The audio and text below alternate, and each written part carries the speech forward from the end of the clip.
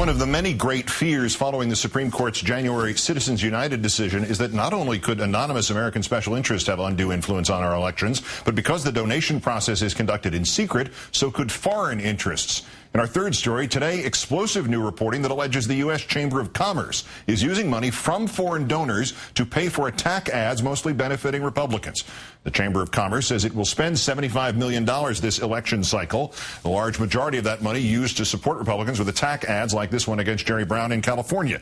Because the Chamber files as a 501c6 nonprofit trade association, it is not required to publicly disclose its donors. The American lobbying behemoth in recent years going global. According to a report today on the website Think Progress, the Chamber has opened several foreign chapters known as business councils, or AmChams.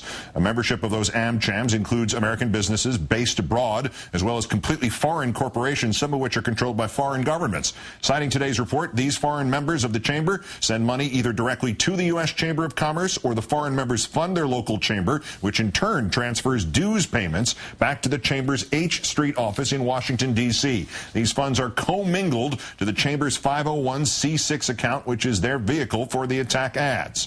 According to Think Progress, through the U.S. Bahrain Business Council, the U.S. Chamber of Commerce raises over $100,000 a year in money from foreign businesses in Bahrain, and $200,000 a year from India through the U.S.-India Business Council affiliate. The report also alleges, quote, the U.S. Chamber of Commerce appears to rely heavily on fundraising from firms all over the world, including China, India, Egypt, Saudi Arabia, Brazil, Russia, and many other places.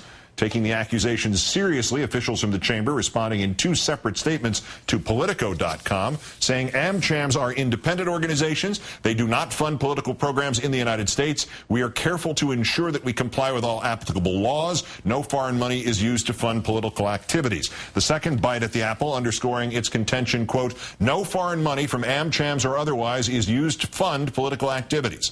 Late today, Senator Al Franken of Minnesota called on the Federal Election Commission to investigate the allegations made by Think Progress. Lee Fong is the blogger, researcher, and author of the report today at Think Progress, and he joins us now. Lee, good evening. Good evening. The idea that the Chamber of Commerce has some imaginary wall on the bank account separating the foreign and domestic money, intuitively it sounds like that's not possible. Is that your finding?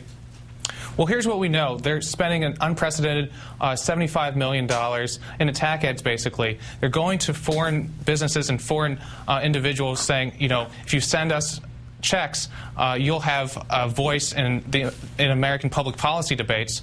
They're sending those checks to the same bank account used for the attack ads.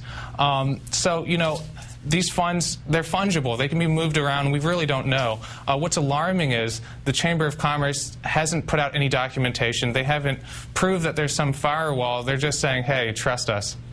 Your report mentioned money going to the Chamber from corporations controlled by foreign governments. What do you know about that? Well, I have here a membership application that they're distributing in Bahrain. They're saying in this application that foreign companies are welcome and that they should wire the money to that same tax entity that's used to run attack ads. So, you know, we don't know the extent of this. As you mentioned, we've documented how the Bahrain Petroleum Company, a state-run oil company, is a member. The State Bank of India, one of the largest state-run banks in India, is a member. We've documented at least 300,000, but it's probably just the tip of the iceberg. Do we know anything else about the motivation of the foreign corporations in giving money to the Chamber of Commerce? And no matter where it goes out, why is it going in? Well, the Chamber of Commerce made one of their top priorities killing the Disclose Act, campaign finance law, which would have added transparency and made a lot of this shady attack ads very difficult to run, or at least they would have had to disclose their funders. So, you know, the Chamber has lobbied against closing loopholes for companies that ship our jobs overseas. They lobby for unfettered trade deals, and overall this fits a pattern. Earlier this year, taking money from BP, as I should note, another foreign firm, Tom Donahue, the head of the Chamber of Commerce, said that taxpayers should pay for the oil spill in the Gulf. They took money from health insurance companies and lobbied and ran ads against health insurance and health reform. So, you know, we don't know the extent of this. The claim that they're taking precautions to not break the law, isn't that really one of the sort of side problems here, that some of this, at least, is not against the law?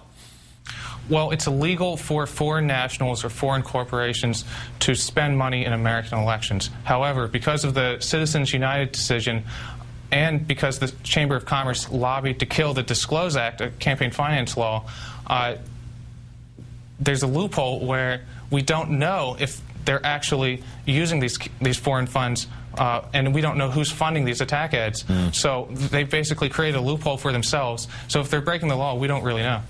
Last point, another loophole. Two watchdog groups today filed complaints with the IRS over the Karl Rove 501c4 group, which is called Crossroads GPS, because 501c4s are not supposed to be primarily political, but this seems to be spending a ton of money on ads to elect Republicans. Do you have any idea if or when those loopholes are going to get closed? I don't, but I do know that one of the top political operatives at the Chamber of Commerce went earlier this year to work with Karl Rove and actually helped him set up this vast network of shady attack groups. And they're doing a similar thing because they don't have to disclose their donors, and they're running millions and millions of dollars of attack ads. So here we have an election that's about jobs, the economy, but it's also about the integrity of future elections, because you have these rich and powerful interests coming in and trying to subvert our democracy. Lee Fang of ThinkProgress.com, great reporting today, and great thanks for your time. Thanks.